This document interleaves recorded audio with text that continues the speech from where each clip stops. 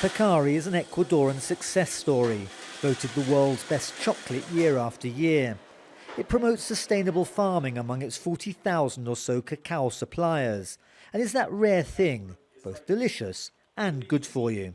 So you have the best raw material, the cradle of the chocolate making is here, and then you have the best chocolate in the world here. And that is why we think that Ecuador can be thought as the chocolate capital of the world.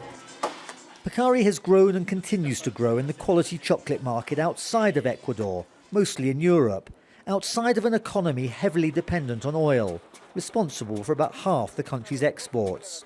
Flowers, banana, shrimp and gold account for much of the rest. Gracias. So I'm in Quito's historic centre buying fruit bearing the face of George Washington. The US dollar is the official Ecuadorian currency. It's stabilised the economy for some, but has left many others struggling to make ends meet.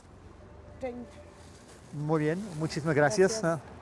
Marcos is one of the nearly 40% of Ecuadorians who work in the informal sector. He's been selling on the street since he was 5. Now 38 with 3 children, he has to work at least 12 hours a day to survive. I want my children to do something different, be a different class of person, to get a profession. I wouldn't recommend this work to anyone. You have to sacrifice too much. Rafael Correa reduced poverty from 37 to 23%. But after the slump in world oil prices, Ecuador's economy shrunk by 2% in 2016 and is forecast to do the same this year. A devastating earthquake last year cost the country $3 billion. The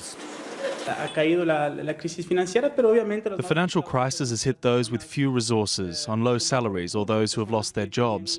More than half the population work too few hours or earn less than the minimum wage. That's more than half without a decent job. Marcos refused to talk about the elections, saying he had no faith in any of the 8 candidates. One, a former banker, another Correa's ex-vice president. He, like many Ecuadorians, is still waiting to taste the bittersweet chocolate his country produces. Daniel Schweimler, Jazeera, Quito.